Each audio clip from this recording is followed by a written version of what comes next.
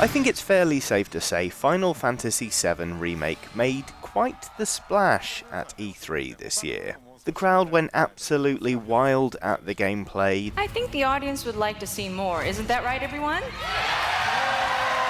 They went wild when the collector's edition was announced.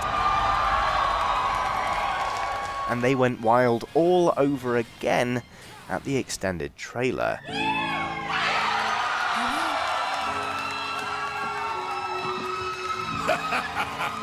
Have you been a good girl?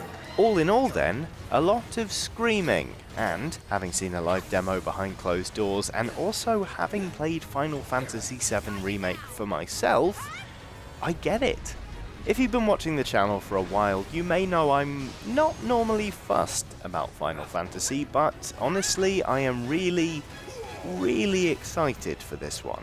I mean, frankly, when it was first announced, I wasn't convinced we'd ever get to see the remake, much less actually play it, so to celebrate a job extremely well done so far, here are 7 things we love about Final Fantasy VII Remake. Hold on to that hatred.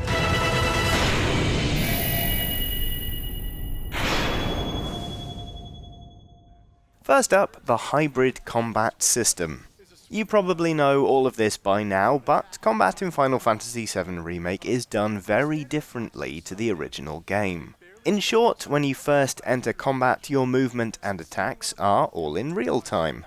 As you tap square to attack, or in Barrett's case hold it down to sustain a rate of fire, you'll attack your enemies and start to fill up your ATB gauge. The ATB gauge has 2 segments, and for each segment you fill, you can use an ability, cast a spell, assuming you have the MP or magic points, that is, or use an item. To do that, you press X and enter tactical mode, at which point the action doesn't completely stop, but grinds to a halt, allowing you to navigate the menus and confirm your course of action.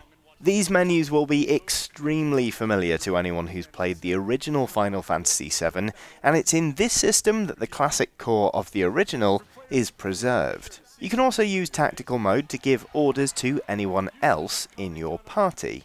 You could switch and take control of them directly, of course, but there are times when you want the other character to use an ability when you're already right in the middle of doing something with the one you're already in charge of. It feels a little fiddly at first, and at no point did my combat look anywhere near as smooth as the stuff we saw in the demo, but it's a really useful way to maintain control of a fight and make sure all party members are being used to their full potential.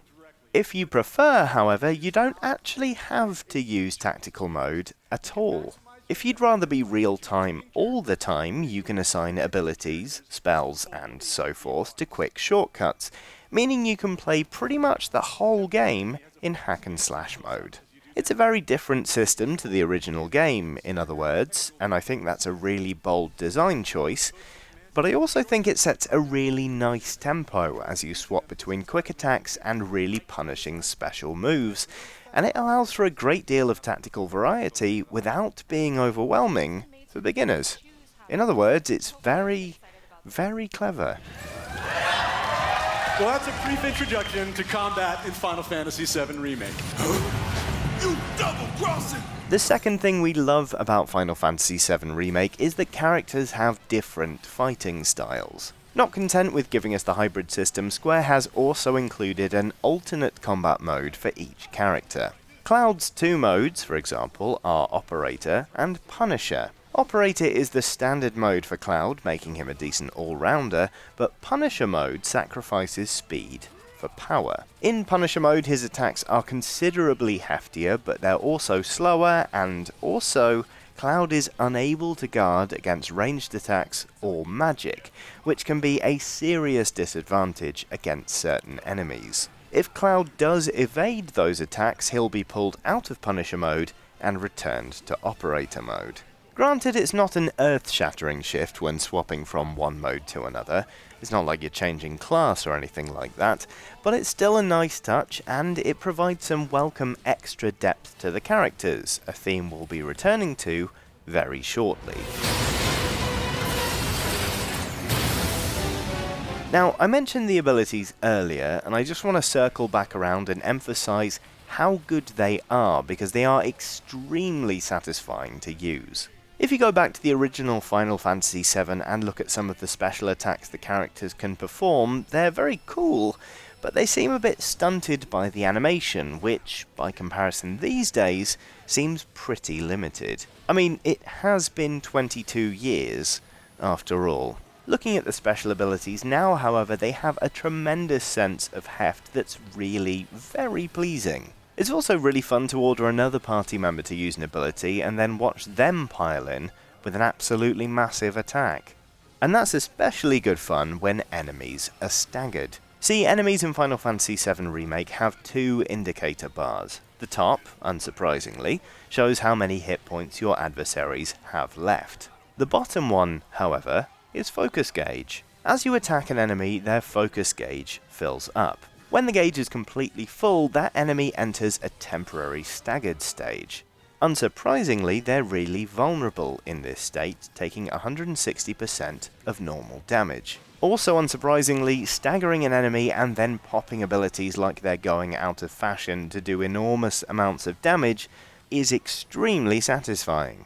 The hands-on demo I played included the boss fight we saw on the Square Enix stream, and let me tell you, whomping the crap out of that massive mechanical scorpion was extremely good fun.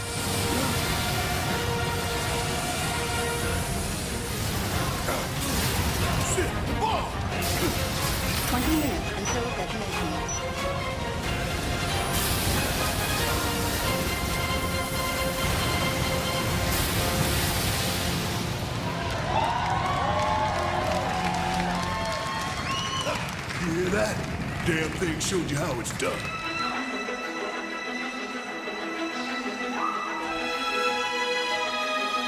Now, the next thing we love about Final Fantasy VII Remake is the music. I know, Final Fantasy music being good, complete shocker, right? Of course it's good, but for the remake, it's also very differently structured to the original. Anyone who's played Final Fantasy VII will be used to the music changing between different tracks depending on the scenario, whether that's wandering about the place or having a big old dust-up. In the remake, the music still changes to reflect the situation at hand, but it now boasts some smooth transitions rather than the harsh cuts between tracks that we're used to.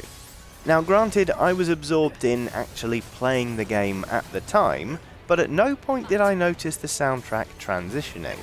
It just always seemed to be playing the right thing at the right time, and again, it really does sound great. I actually started nodding along at one point until I remembered I was wearing massive heavy headphones on the E3 floor, and I probably looked like a melon.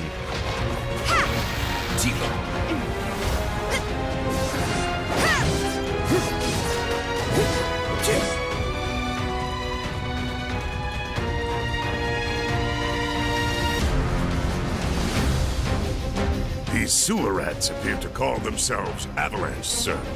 Sticking with the audio experience for now, the next thing we love about Final Fantasy VII Remake is the voice acting. Of course, in the original there was no voice acting at all, and there was also no motion capture, something we'll come back to very shortly. Final Fantasy VII characters have popped up in other games, of course, like Dissidia Final Fantasy NT, but in terms of the original game, it's always been a muted experience. Thankfully, in voicing the game for the remake, Square Enix has hired some really good voice talent, giving them the opportunity to add a great deal of nuance and depth to the characters, which we simply didn't have the opportunity to appreciate before.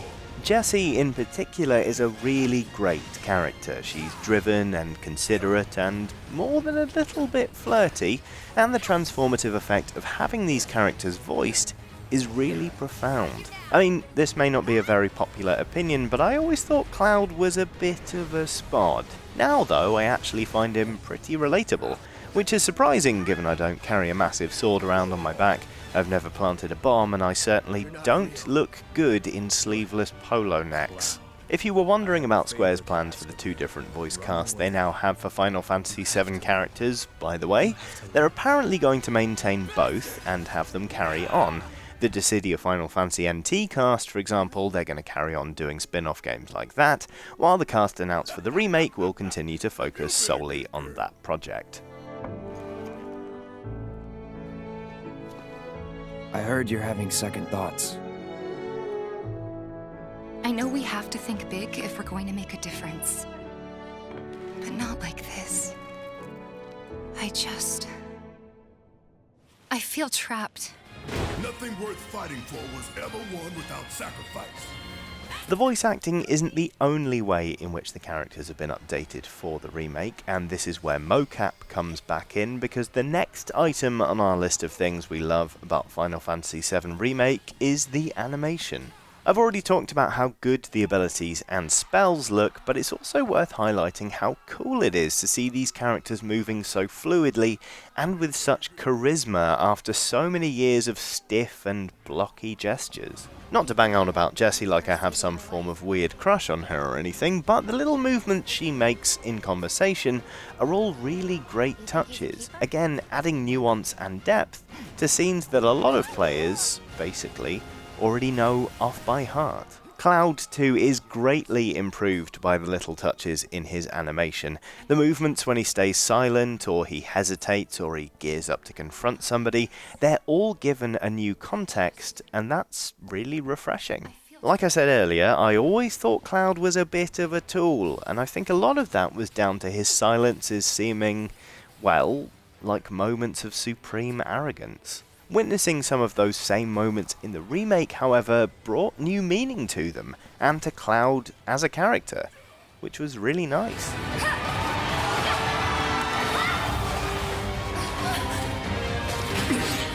Get going.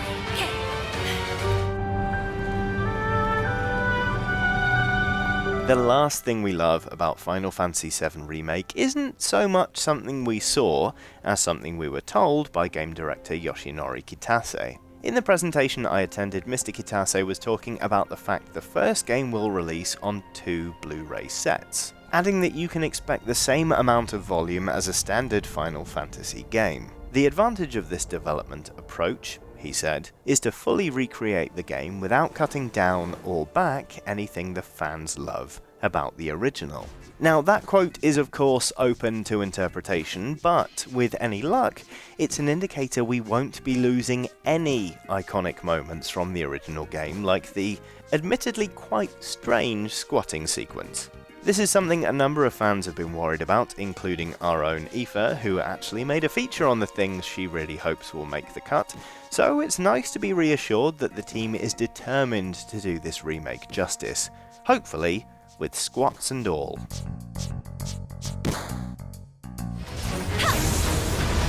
And there you have it, 7 things we love about Final Fantasy VII Remake.